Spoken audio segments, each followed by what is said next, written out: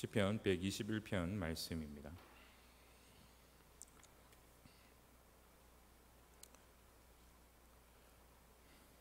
시편 121편 말씀입니다. 교독에서 읽도록 하겠습니다. 내가 산을 향하여 눈을 들리라. 나의 도움이 어디서 올까?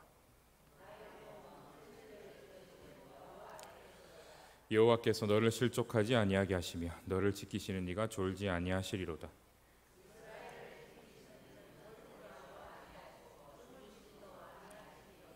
여호와는 너를 지키시는 이시라. 여호와께서 내 오른쪽에서 내 그늘이 되시나니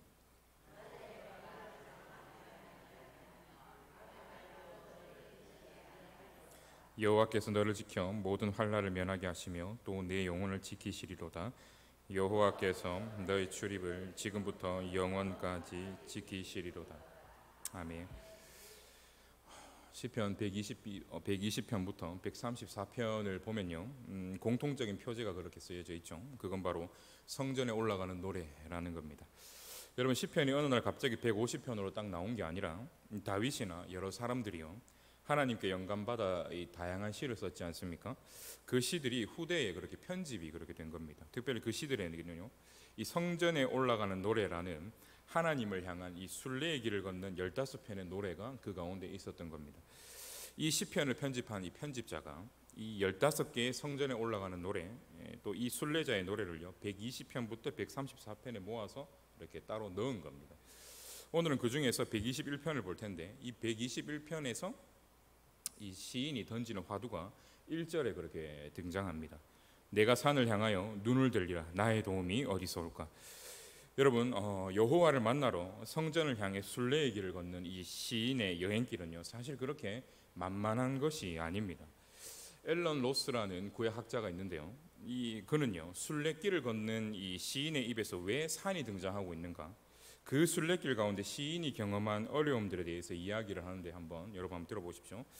거룩한 성을 향해 가려면 위험이 도사리는 산들을 통과할 수밖에 없다. 그 길은 미끄러운 데다가 굴러 떨어질 수 있는 바위들과 깊은 계곡들이 가하는 위험이 차 있고, 더 나아가 도적들과 맹수들의 위험까지 있을 것이다. 이것은 모든 여행자들에게 민감한 관심사항일 것이다. 지금처럼 치안이 좋지 않던 그 시대에 산에 올라가면서 예배를 드리러 간다. 그것은 위험한 것입니다. 여러분, 예루살렘을 향해 나아가는 길에는 산이 참 많습니다. 그리고 지금 시인은 그 산들을 계속적으로 넘어서 오고 있는 중이다라는 겁니다. 그런데 눈앞에 또 다른 산들이 보인다라는 거예요. 여러분, 예루살렘 자체도 평지가 아니라 고지대죠. 계속 산을 오르고 계속 언덕을 올라야 하고 있는 상황이다라는 겁니다. 여러분, 오늘 우리들이 등산하는 것처럼 생각하시면 절대로 안 됩니다. 로스가 이야기하는 것처럼요, 이 당시 산을 탄다라는 것은요 힘들고 위험한 일이었습니다. 뿐만 아니라 산이라는 곳은요 원초적으로 두려운 장소이기도 했죠. 지금 당장 지금 이 밤에 여러분 혼자 이 앞산 한번 타보라라고 하면 여러분 두렵지 않겠습니까? 이 산은요 원초적인 두려움을 사람들에게 안겨주는 장소다라는 겁니다. 바꿔서 이야기하면 여러분 이런 게 성립됩니다.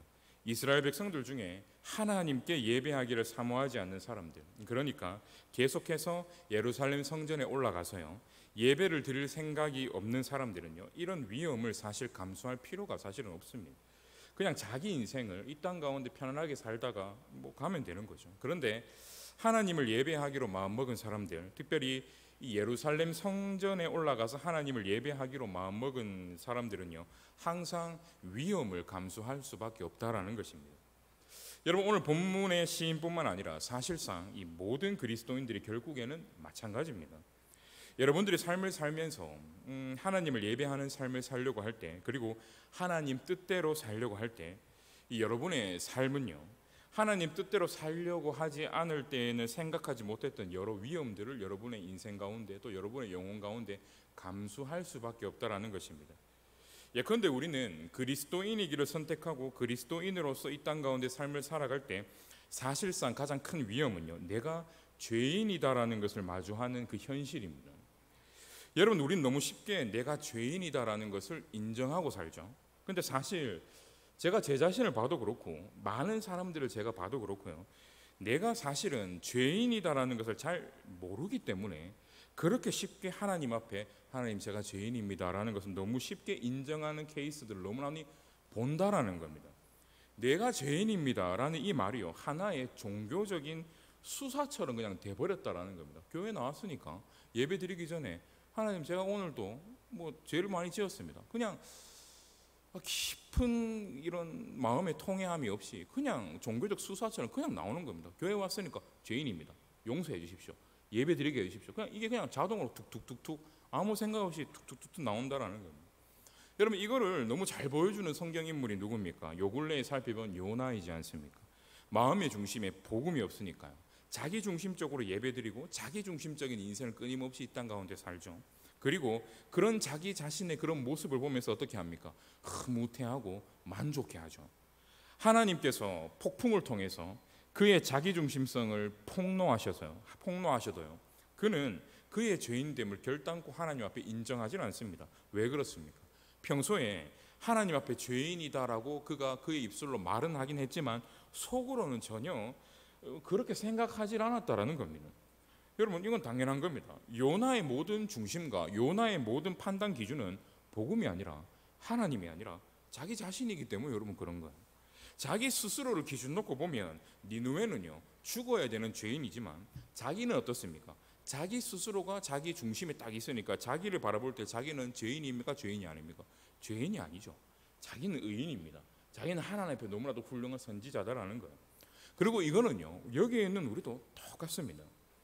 여러분, 우리는 이 순례자의 길을 걷는 시인처럼요, 하나님을 정말 예배하는 삶을 살려고 할 때, 그리고 하나님의 그 놀라우신 사랑에 반응해서 그분 뜻대로 우리가 이 땅 가운데 살려고 할 때, 우리의 삶은요, 하나님 뜻대로 살려고 하지 않을 때에는 전혀 생각하지 못했던 위험을 마주할 수밖에 없고 감수할 수밖에 없다라는 겁니다. 솔직히 나는 좀 내심 괜찮은 사람이다라고 생각하면서 이 땅 가운데 살았는데, 교회에 오면 막 사람들이 막 칭찬해주고 막 성실하다, 너 없으면 교회 안 돌아간다, 네가 최고의 일꾼이다, 막 끊임없이 교회 오면 사람들이 알아주고 하니까 그런 생각하면 그게 맞는 말이다, 나는 칭찬받아 마땅하지 라고 생각하면서 그래 살았는데, 나는 괜찮은 사람이 아니라 정말 죄인 중에 괴수라는 것이요, 너무 자주 내 영혼 가운데에 말씀을 통해서 복음을 통해서 끊임없이 드러난다라는 겁니다. 내 존재의 악함과 무능함에서 오는 그 고통과 아픔을 마주하고 그것을 인정하는 용기가 사실은 우리의 영혼 가운데 필요하다라는 거예요.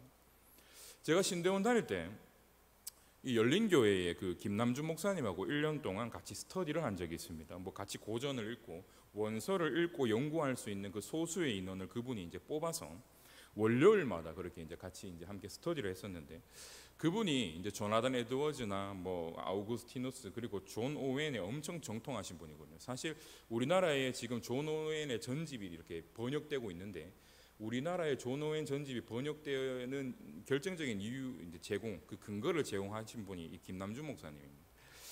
한 번은 이제 그 존 오웬의 그 죄 죽임의 교리에 본인이 너무나도 큰 은혜를 받고, 그 존 오웬이 쓴 논문을 가지고 한 10주 정도, 10주에서 12주 정도 본인의 교회에서 그렇게 설교를 했다고 합니다.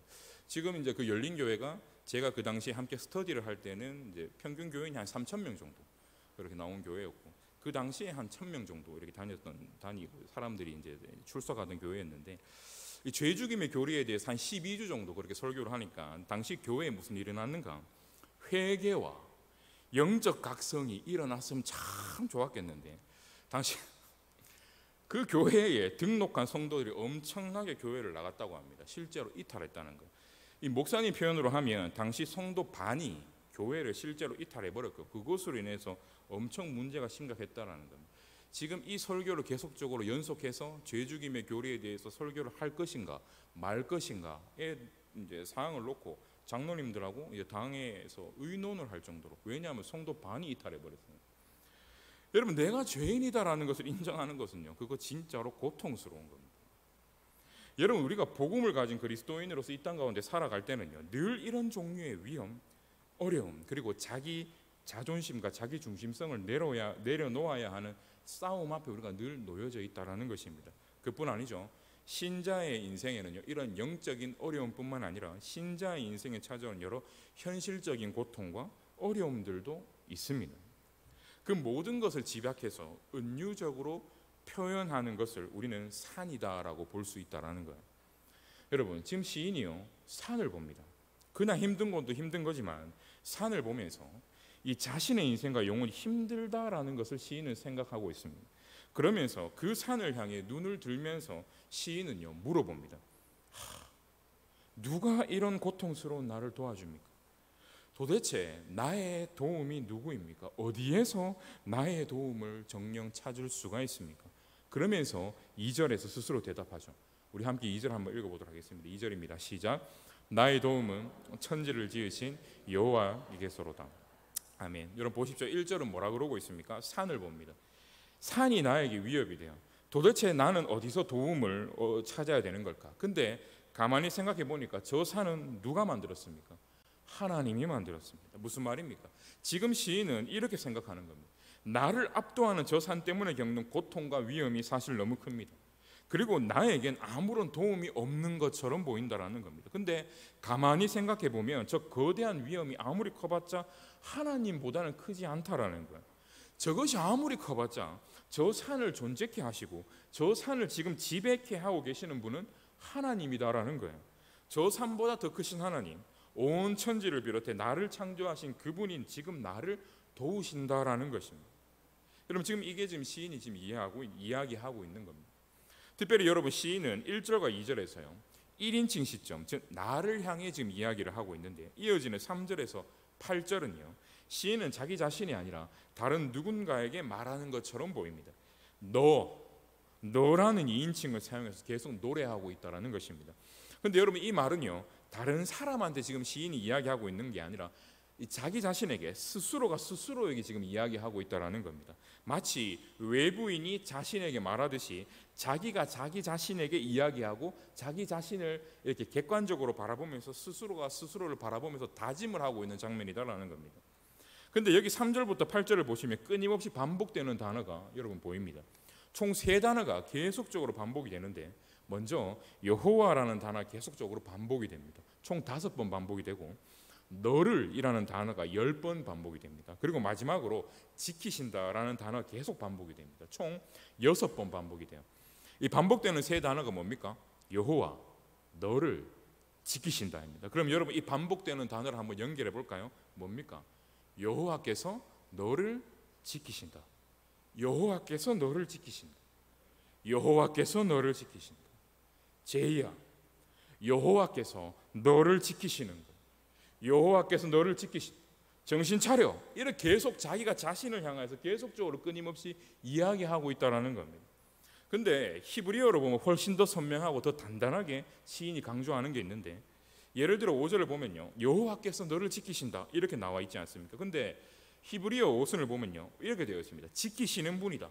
여호와는 너를 이렇게 되어 있어요. 이뿐 아니라 나머지도 마찬가지입니다. 너라는 표현이 항상 맨 마지막에 나오는 거야. 맨 마지막에 나온다라는 거야. 여호와께서 실족하게 아니하시고 졸지도 아니시고 지키신다. 너를 이렇게 계속 이야기하고 있다는 겁니다. 그러니까 계속 스스로에게 강하게 시인이 다짐하고 있다는 겁니다. 제야, 그분이 너를 지키신다. 하나님만을 신뢰하고 염려하지 말라라는 겁니다. 여러분 이게 바로 이 시 전체의 내용입니다. 근데 이 여호와가 지키신다라는 이 시 전체의 내용을 조금 더 디테일하게 보면 조금 더 심오한 신학이 이 안에 들어 있습니다. 총 3개 정도의 이 중요한 내용이 여기 나와 있는데 첫 번째로는요 내 밖에서 아무리 나쁜 일이 생겨도 그분은 나를 지키신다라는 거예요. 그리고 두 번째로는요 내 안에서 아무리 나쁜 일이 생겨도 그분은 나를 지키신다라는 겁니다. 그리고 마지막으로는요 그분은 나를요 아주 희생적으로 지키신다라는 거예요. 여러분 간단하게 하나씩 살펴보도록 하겠습니다. 여러분 하나님은요 내 외부에서 아무리 고통스러운 일이 있어도 나를 지키시는 분이십니다. 6절을 함께 읽어보도록 하겠습니다. 6절입니다. 시작. 낮에 해가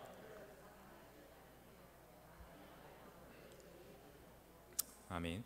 여러분 당시 해와 달은요 이 당대 가장 큰 힘이라고 생각했습니다. 어떤 종교에서는 해와 달을 이 신으로 섬기기도 했죠. 이 해와 달을 신으로 이렇게 섬기지 않더라도요 특별히 해는 생명을 주는 원천과 공급이기도 했지만 때로는 누군가에게 두려움이기도 했습니다. 왜냐하면 여러분 이 지역이 무슨 지역입니까? 중동 지역이지 않습니까? 해는요 사람을 충분히 죽일 수 있었습니다. 얼마든지 죽일 수 있었어요. 왜냐하면 너무 더울 때 물이 없지 않습니까? 그러면 나는 해 때문에 죽는 겁니다.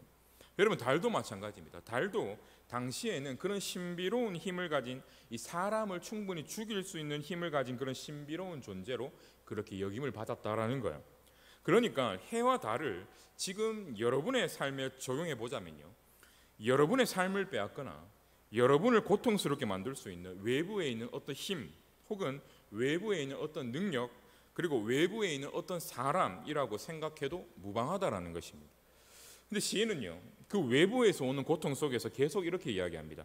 외부에서 아무리 강한 힘과 아무리 강한 능력이 있어도 염려하지 마라. 하나님이 그 모든 것을 만드신 분이고 다스리시는 분이야. 해와 달도 다 하나님의 손 안에 있어. 그러니 하나님이 더 강하지 않겠니? 라고 끊임없이 생각한다라는 겁니다. 여러분 우리가 삶을 살다 보면요 종종 무서운 것이 있을 때가 있습니다. 여러분은 지금 제일 무서운 게 뭡니까? 모든 사람들에게 다 똑같은 것은 아니지만 그래도 여러분이 충분히 공감할 거라 저는 믿는데, 여러분에게 제일 무서운 건 무엇입니까? 사람이죠. 사람입니다. 뭐 예배 드리기 전에 저기 현경쌤 오랜만에 왔길래 뭐 이야기하다 보니까 제일 어려운 게 뭐냐, 일하는 것보다는 같이 일하는 동료들과의 그 관계, 이 사람이 제일 힘들다라고 그렇게 이야기해요. 여러분 사람이 진짜 무섭습니다. 사람은요 나에게 큰 위로와 위안이 되기도 하지만 사실 사람은요 너무너무 무서운 존재이기도 합니다. 사람은 나를 해치려고 할 수도 있습니다. 사람은 나를 향해서요 음해를 할 수도 있습니다. 그 사람과 사이가 좋았을 때 나누었던 그 모든 인생의 대화들, 그 모든 영적인 대화들이요 이제 나를 공격하는 무기가 되어서 내 인생을 공격하기 시작합니다. 여러분 사람은 나를 계속해서 고통스럽게 만들 수가 있어요. 나를 고통스럽게 하는 사람이요 내 집안에 지금 있을 수도 있습니다. 여러분 그건요 정말 너무나도 큰 고통이죠. 내일부터 시작되는 추석 명절, 이 많은 사람들의 이 한숨 소리가 지금 제 귀에도 막 들리는 것 같습니다. 그래서 지금 평소보다 더 빈자리가, 그 한숨 소리 때문에 그런지 모르겠어요, 또 빈자리가 느껴지는 것 같다라는 거죠. 예? 아무튼 그 상황에서 우리는 생각하게 되죠. 왜 나는 이런 고통스러운 삶을 겪어야 되는가? 근데 여러분 오늘 성경은 뭐라고 우리에게 이야기합니까? 그 모든 것으로부터 하나님이 너를 지키신다라고 그렇게 이야기하고 있습니다. 특별히 여러분 7절 한번 보도록 하겠습니다. 7절 우리 7절 한번 읽어볼까요? 시작. 여호와께서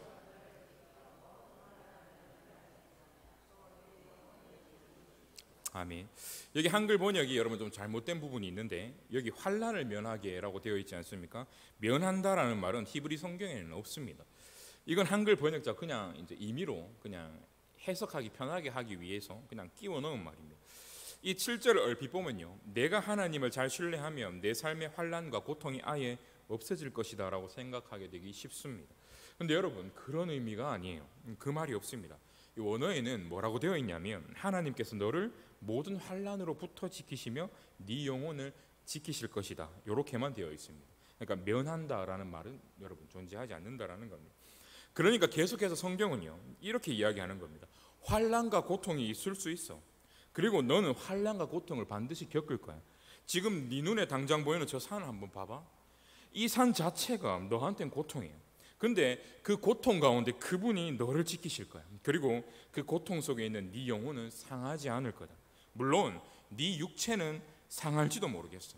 네 무릎에선 피가 날지도 모르지. 네 등에서는 땀이 날 거야. 그리고 네가 헛디뎌서 실족하는 것처럼 느낄지도 모르겠다. 근데 너의 영혼은 절대로 보호받을 거야.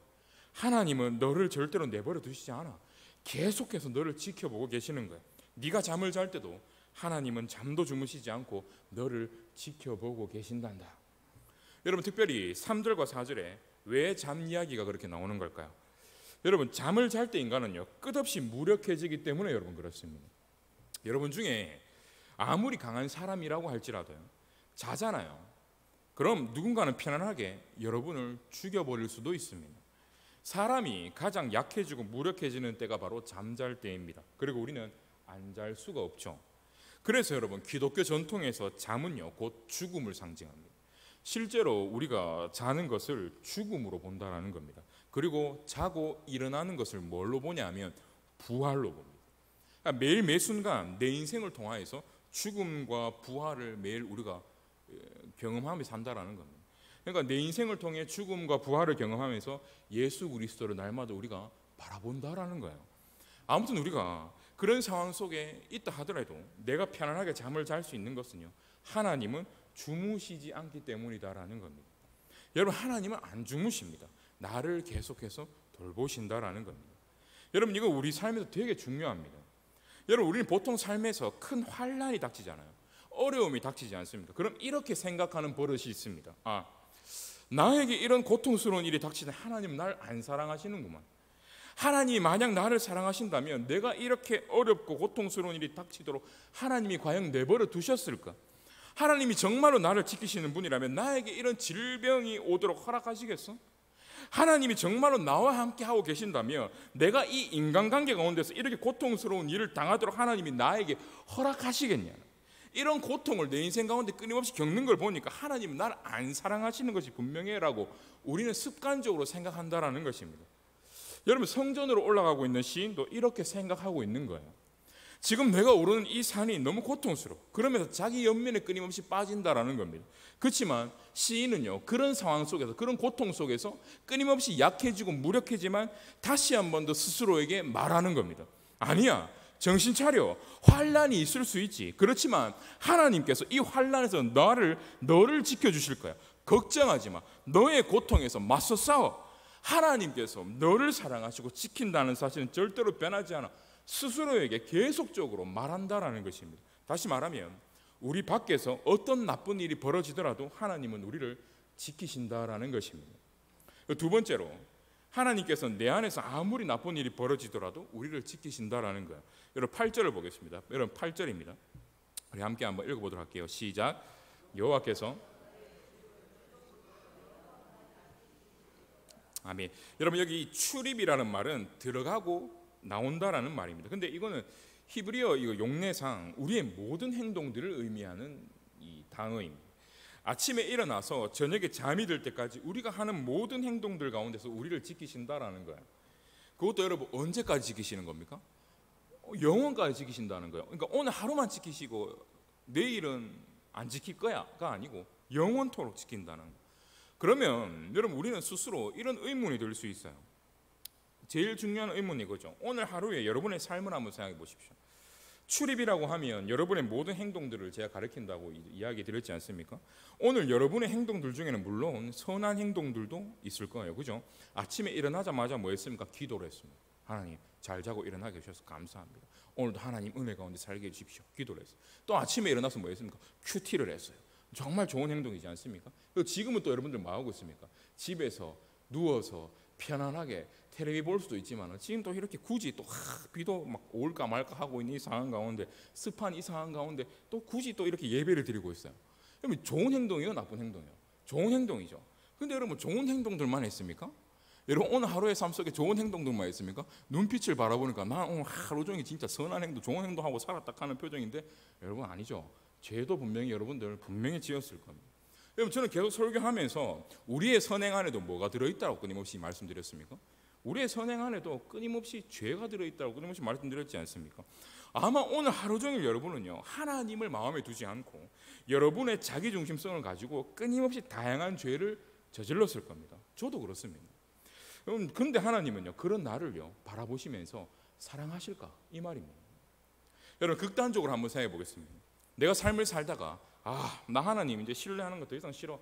나 하나님 더 이상 안 믿을 거야. 그만둘 거야. 나는 이제 죄 가운데 빠져 살 거야 라고 내가 선택한다면요, 요나처럼 내가 이제 하나님 버리고 나 이제 갈 거야 라고 내가 선택한다면, 그럼 하나님이 지금부터 영원까지 나를 여러분 지키실까요? 안 지키실까요? 예상 밖의 대답이 나와서 오늘 설교는 여기까지 하고 마치는 거예요. 여러분, 그렇죠. 여러분, 우리는 종종 결혼하는 사람들이요, 죽을 때까지 당신을 사랑할 거야 라고 하는 걸 듣습니다. 그리고 그 중간에 그 결혼의 언약이 깨지기도 하죠. 왜 깨집니까? 불신실했기 때문에 여러분 깨지죠. 그럼 우리는 물어볼 수 있는 겁니다. 하나님은 내가 이렇게 당신에게 불신실한데도 영원히 나를 사랑하시고 영원히 나를 지키실까요? 근데 여러분, 시인은 오늘 확실히 말합니다. 뭐라고 이야기합니까? 자기 스스로에게 이야기하는 거예요. 쟤야, 여호와께서 나의 출입을, 내가 행동하는 모든 행동을 지금부터 영원까지, 혹 내가 죄를 범한다고 할지라도, 내가 잘못한다 할지라도 그분이 내 영혼과 내 삶을 영원토록 변함없이 지키실 것이야. 여러분, 이건 역시요 우리의 인생 가운데 되게 중요합니다. 왜냐하면요, 제가 아까 여러분들에게 이런 말씀을 드렸죠. 우리는 살면서 환난과 고통이 찾아올 때, 이런 고통이, 이런 환난이, 이런 어려움이 내 인생 가운데 찾아오니까 하나님은 나를 안 사랑하실 거야 라고 말한다고 했지 않습니까? 근데 또 종종 내가 죄를 저지를 때는 어떻습니까? 죄를 저지르고 살 때, 내가 이런 죄를 저질렀는데 하나님이 과연 나를 사랑하실까? 그렇지 않을 거야 라고 우리는 본능적으로 생각한다라는 겁니다. 죄를 저지를 때는 이런 죄를 저지른 나를 하나님이 사랑하실 리 없어. 환난과 고통을 당할 때는요, 이런 고통을 내가 당하니까 하나님이 나를 사랑하지 않는 게 분명해. 우리는 이렇게 끊임없이 생각한다라는 겁니다. 근데 시인은 여러분 뭐라고 말하는 겁니까? 내가 잘못을 하든 내가 고통 가운데 있든 하나님은 늘 나를 뭐 하신다는 겁니까? 사랑하신다는 거야. 하나님은 늘 나를 그 상황 가운데서 변함없이 나를 지키신다, 이렇게 얘기를 해주고 있다라는 것입니다. 여러분, 시인은 성전으로 올라가면서 끊임없이 스스로에게 이야기하고 있는 겁니다. 성전으로 올라가는 과정 중에서 내가 어떤 일을 겪든, 그리고 내 안에 어떤 나쁜 일이 내 안에 발생하든지, 즉 내가 어떤 죄를 저지르든지 하나님은 나를 변함없이 지키셔. 하나님은 나를 변함없이 돌보고 계셔. 하나님은 변함없이 나를 사랑하고 계셔. 여러분, 이건 단순히 한 개인이 그렇게 생각하는 자기 주장이거나 자기 혼자 하는 정신 승리 정도가 여러분 아닙니다. 여러분, 이건요 성경 전체에 나와 있는, 성경에서 끊임없이 우리에게 이야기해주고 있는 주장입니다. 여러분, 에스더를 한번 생각해 보십시오. 에스더. 여러분, 에스더 이야기는 전체가요, 에스더 바깥에 어떤 나쁜 일이 생기든, 또는 에스더 안에, 에스더 내면에 어떤 나쁜 일이 생기든 하나님께서는 에스더와 모르드게와 하나님의 모든 백성들을 지키신다라는 이야기가 바로 에스더서의 이야기입니다. 여러분, 한번 질문 드려보겠습니다. 여러분, 에스더가 믿음의 사람입니까? 여러분, 그녀가 의로운 자였습니까? 여러분, 모르드게는 어떻습니까? 이래 물어보니까 정말 지금 뭔 소리 하노? 막 아리까리 하지 않습니까? 여러분이 에스더를 읽으면, 그리고 다니엘을 읽지 않습니까? 그럼 에스더는요, 그녀 인생 초기에는 하나님에 대해서 관심도 없고 그분의 뜻대로 사는 것에 크게 관심이 없는 사람이었다라는 것을 우리는 알 수 있습니다. 예컨대 다니엘과 친구들은요, 먹지 말아야 할 것을 먹지 않는 믿음의 용기를 가졌던 사람들이에요. 근데 에스더는요, 그녀는요 막 먹습니다. 막 먹어요. 그리고 에스더는요, 결혼하지 않은 상대와 그냥 자버립니다. 잠자리를 가져요. 그 사람이 누굽니까? 왕 아하수에로. 그리고 믿지 않는 남자와 결혼합니다. 그리고 이 모든 것은 그냥 성경을 어긴 거예요. 하나님의 뜻을 어긴 거다라는 거예요. 에스더가 왕과 결혼한 것은요, 하나님의 뜻일까요? 뜻이 아닐까요? 하나님 뜻이 아니죠. 하나님이 명령하신 것을 자기 욕망으로 거부한 행동입니다. 이미 당시에 이 이스라엘로 이렇게 돌아갈 수 있는 상황이 됐는데도 불구하고 페르시아에 에스더와 아하수에로가 그대로 남아 있다는 것 자체가 여러분 이 사실을 이렇게 입증해 준다라는 겁니다. 그닥 여러분 에스더는요 경건에 관심 있는 사람이 아니다라는 겁니다. 여러분, 모르드게는 어떻습니까? 모르드게 당시 나라에서요 왕 다음으로 권위 있는 사람이 누구였냐 하면 2인자가 하만입니다. 2인자 하만이에요. 근데 모르드게가요 아하수에로 왕에게는 막 굽실거려요. 막 지문 남지 않도록 막 비빈다는 거예요. 근데 2인자 하만에게는 응당 당연하게 예의상 해야 하는 인사를 안 합니다. 그리고 이 모르드게가 가지고 있는 이 교만 때문에 이스라엘이 위기에 봉착하죠. 여러분, 이스라엘이 누구 때문에 위기에 봉착합니까? 모르드게의 교만 때문에 이스라엘이 죽을 지경에 놓인다라는 겁니다. 여러분, 그렇지만 하나님은요 그들이 저지른 죄와 그 이후의 상황 가운데서요 그들이 겪는 그 모든 고통과 번뇌를 하나님이 다 사용하십니다. 여러분, 이 말은 여러분이 죄를 저질러도 좋고 마음껏 죄를 저지르라는 의미가 여러분 아닙니다. 우리가 삶에서 겪는, 그리고 우리가 삶에서 저지르는 모든 죄에도 불구하고, 그리고 삶에서 경험하는 모든 고통과 번뇌에도 불구하고요 하나님께서는 우리를 신실하게 지키신다라는 것을 기억하라라는 것입니다. 여러분 에스더를 보십시오. 여러분 다윗을 보십시오. 다윗이 의로운 자입니까? 제가 작년에 새벽 기도를 하면서 다윗이 얼마나 악한 자이고 얼마나 쓰레기 같은 자인지를 여러분들은 하나도 기억하지 못하시겠지만 제가 계속 이야기했어요. 다윗은 의로운 자가 아니고 다윗은 믿음 있는 자가 아니고 다윗은 정말 자기 욕망대로 사는 참 말도 안 되는 인물이었다라는 것을 거듭 이야기합니다. 다윗을 보십시오. 야곱과 아브라함을 보십시오. 기드온을 보십시오. 요나를 보십시오. 하나님은요 그들이 저지른 죄에도 불구하고 그들의 인생을 포기하거나 버리지 아니하시고 끊임없이 인도하셨습니다. 하나님은요 그들이 경험하는 모든 고통과 환난에도 불구하고 그들을 지켜내셨습니다. 여러분 이게 지금 시인이 우리에게 해주고 있는 말입니다. 네 밖에서 어떤 나쁜 일이 벌어지든 그리고 네 안에서 어떤 나쁜 일들이 끊임없이 벌어지든지 간에 하나님은 변함없이 너를 신실하게 지키시고 붙드신다. 여러분 이게 오늘 본문에 나오고 있는 시인이 우리에게 던져주는 메시지다라는 겁니다. 여러분 마지막으로 그럼 여러분 이거는 시인만의 이야기가 아니냐라는 거예요. 시인만 경험하는 일이지 나도 이것을 이 땅 가운데 살면서 경험할 수 있겠느냐라는 겁니다. 하나님께서 그토록 나를 지키신다는 것을 우리는 어떻게 확신할 수 있느냐라는 겁니다. 여러분 5절과 6절을 보면요 되게 독특한 표현이 하나 있습니다. 우리 5절 6절 다시 한번 읽어보도록 하겠습니다. 시작. 여호와는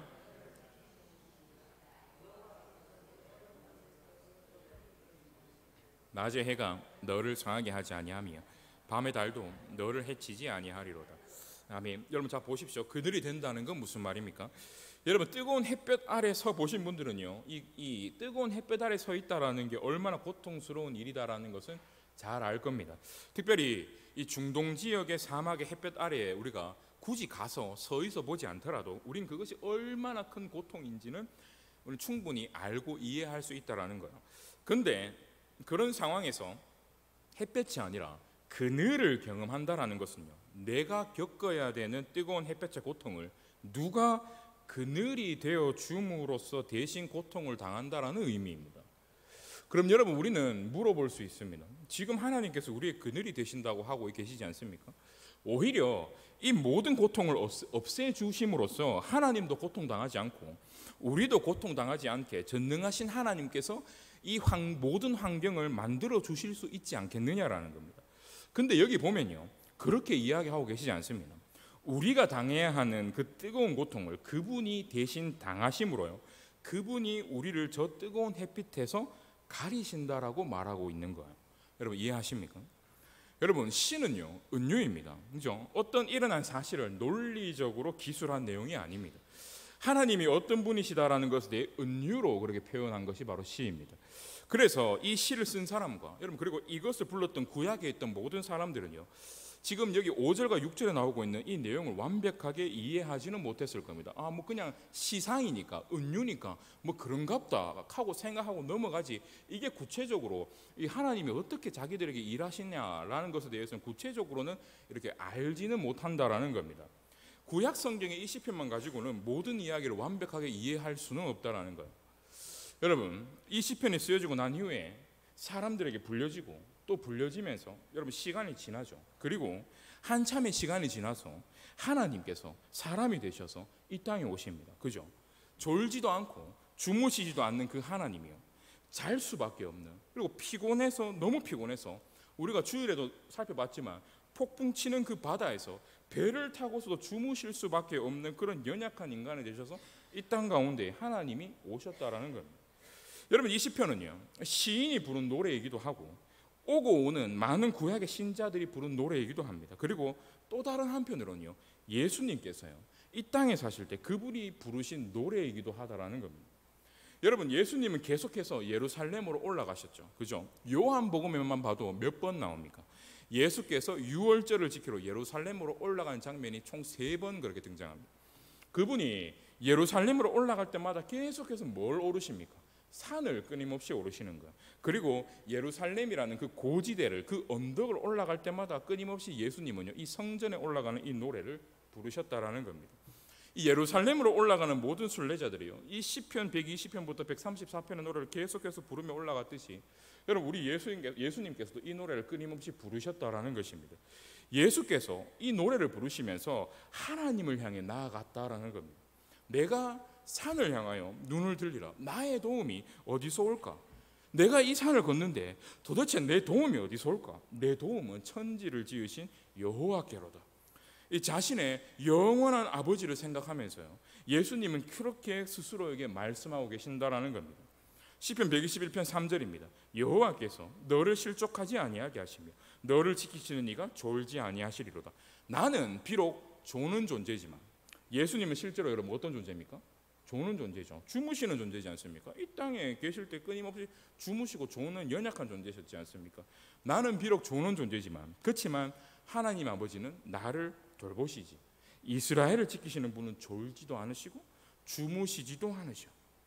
여호와는 너를 지키시는 이시라.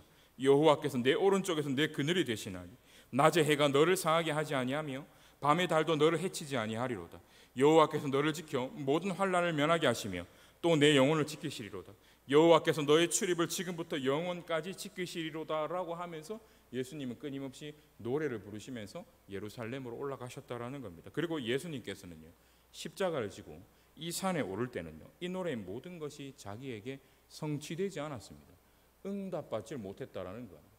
예수님께서요, 겟세마네 산에 오르셔서 이 아버지 하나님께 통곡하면서 기도할 때, 그리고 예수님께서 십자가를 지고 이 골고다라는 산, 골고다라는 언덕을 오르실 때요, 하나님 아버지는 그런 예수님을 전혀 돕지 않으셨습니다. 내가 산을 향하여 눈을 들리라. 나의 도움이 어디서 올까? 나의 도움은 천지를 지으신 여호와 나의 아버지께로소이다. 그분은요, 이 시를 부르며 산에 올라가셨지만 성부 하나님은요, 그런 예수님의 기도를 묵살하셨습니다.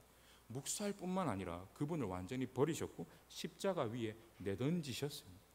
성부 하나님은요, 우리가 받아야 되는 그 뜨거운 태양의 열기를 그분에게 다 쏟으셨고, 이 사건을 통해 마침내 성부 하나님께서요, 우리의 영원한 그늘이 되어 주셨다라는 것입니다. 여러분, 하나님께서 여러분들을 영원히 지키신다라는 것을 여러분은 무엇으로 알 수 있습니까? 뭔 근거로 여러분들은 그것을 확신할 것이냐라는 거예요. 여러분들이 환난 당할 때 여러분들을 결코 홀로 내버려 두시지 않으신다는 거, 여러분이 잘 때라도 계속해서 여러분을 돌보시고 함께 하신다라는 거, 여러분이 죄를 저지르고 끊임없이 하나님의 말씀에 노 하면서 고개를 끊임없이 돌리며 살아가는 그 순간에도 하나님은 여러분을 절대로 버리지 아니하시고 계속해서 여러분을 사랑하시면서 여러분들을 지키고 계실 것이다라는 것을 도대체 여러분은 무엇을 통하여서 알 수 있느냐라는 겁니다. 죄를 하나도 짓지 않으시고 환난 당할 이유 없으신 그분을 성부 하나님께서 십자가에 버리셨습니다. 그리고 이 사건을 근거로 저와 여러분들을 뭐하고 계십니까? 이 사건을 근거로 해서 저와 여러분을 사랑하고 계시는 거예요. 여러분, 이게 우리가 붙들 수 있는 최종적인 근거입니다. 예수 그리스도가 바로 우리가 삶에서 하나님을 신뢰할 수 있으며 신뢰해야만 하는 유일한 근거가 되어주신다라는 것입니다. 여러분, 예수 그리스도께서 오늘 이 노래를 부르며 골고다 산에 올라가시는 것을 여러분 믿음으로 바라보시길 바랍니다. 그리고 여러분 자신 때문에 이 모든 노래와 기도를 응답받지 못하신 예수 그리스도의 십자가를 여러분들 한번 기억해 보시길 바랍니다. 여러분, 우리가 그거를 기억할 때, 우리가 그 예수 그리스도를 바라볼 때요, 여호와는 이 예수를 날마다 바라보는 여러분의 인생과 여러분의 영혼을요, 날마다 지키신다라는 것입니다. 기도하겠습니다.